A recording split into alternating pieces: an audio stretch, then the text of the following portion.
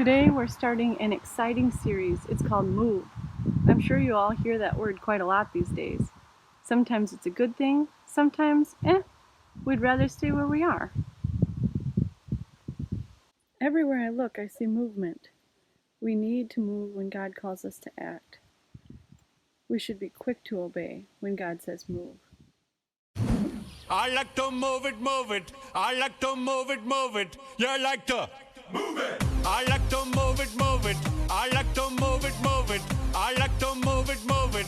You like to move it. I like to move it, move it. I like to move it, move it. I like to move it, move it. You like to move it.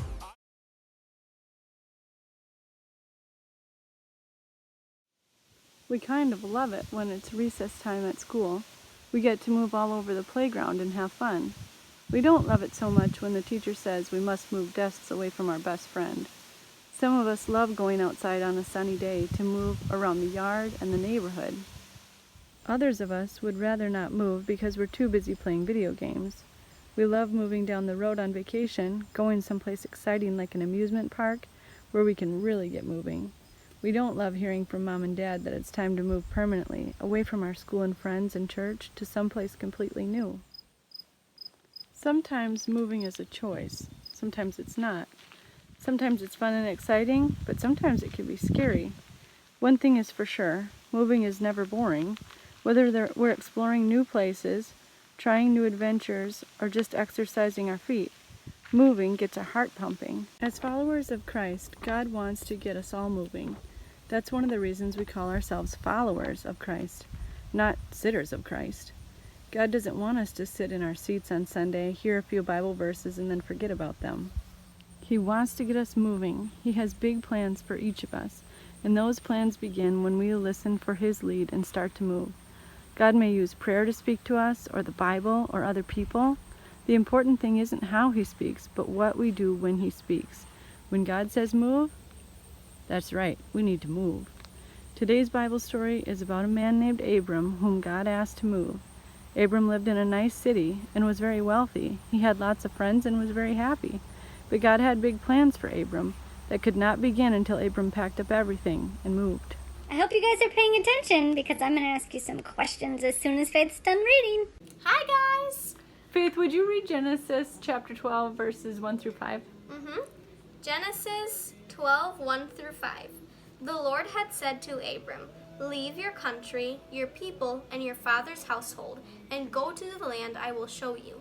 I will make you into a great nation, and I will bless you.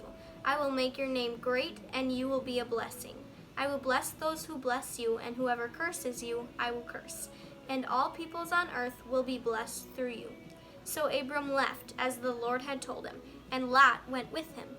Abram was 75 years old when he set out for Haran. He took his wife Sarai, his nephew Lot, all the possessions they had accumulated, and the people they had acquired in Haran, and they set out for the land of Canaan, and they arrived there. Okay, now that we read the story, Faith's going to try to answer the questions, but I want you guys to try to answer them faster than her. Loud as you can, and beat Faith. You ready for this? Ready for some questions? Okay. True or false, Faith? Abram was a man who loved God. He definitely loved God. So So that's true. Gotcha. God told Abram exactly where He wanted Abram to go. Let me think back. No, I don't think he did. That's right. So false. Exactly. Abram said no when God said to move. True or false? That's false. You're doing good. 2 left. Abram moved because he trusted God. What do you guys think? I think he moved because he trusted God, so that would be true. You got it. We can trust God and obey Him when He tells us to move. I think we all know that's true. Nice work. Did you notice how quickly Abram responded to God? Abram was a man with a lot of faith. He loved God more than he loved his safe home or his friends or any of his possessions. Abram trusted God had a plan, and when God said move, Abram moved. God promised to make Abram into a mighty nation, and he did. It would be many years before Abram had a son, Isaac, and many more years before Isaac's children and grandchildren formed that mighty nation. But because Abram was obedient to God, God fulfilled his promise. When God says move, there's no time to argue or make excuses or even say just a second. It's time to pack up and move. I was so excited when I heard this week's verse. I realized I have it 2 places in my house. One is upstairs and one is in the bathroom. Trust in the Lord with all your heart and lean not unto your own understanding. In all your ways acknowledge him, and he will direct your path.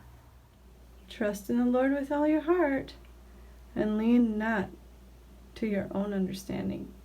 Proverbs 3:5. All right, let's practice the verse together. It's from Proverbs 3, and it's verses 5 through 6. Trust in the Lord with all your heart and lean not on your own understanding. In all your ways acknowledge him, and he shall direct your paths. Proverbs 3, 5 through 6.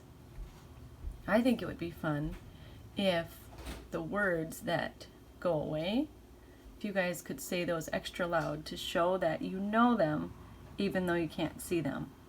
Ready? Trust in the Lord with all your heart and lean not on your own understanding. In all your ways acknowledge him, and he shall direct your paths. Proverbs 3, 5 through 6.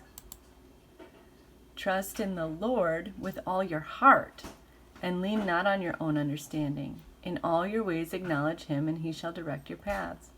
Proverbs 3, 5 through 6. Trust in the Lord with all your heart and lean not on your own understanding. In all your ways acknowledge him, and he shall direct your paths. Proverbs 3, 5 through 6. Trust in the Lord with all your heart and lean not on your own understanding. In all your ways acknowledge him, and he shall direct your paths. Proverbs 3, 5 through 6. Trust in the Lord with all your heart and lean not on your own understanding. In all your ways acknowledge him, and he shall direct your paths. Proverbs 3, 5 through 6. Trust in the Lord with all your heart and lean not on your own understanding. In all your ways acknowledge him, and he shall direct your paths. Proverbs 3, 5 through 6. Ready for this? Trust in the Lord with all your heart and lean not on your own understanding. In all your ways acknowledge him, and he shall direct your paths.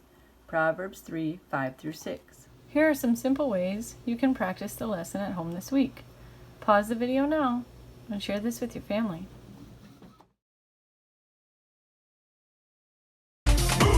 I like to move it, move it. He like to move it, move it. She like to move it,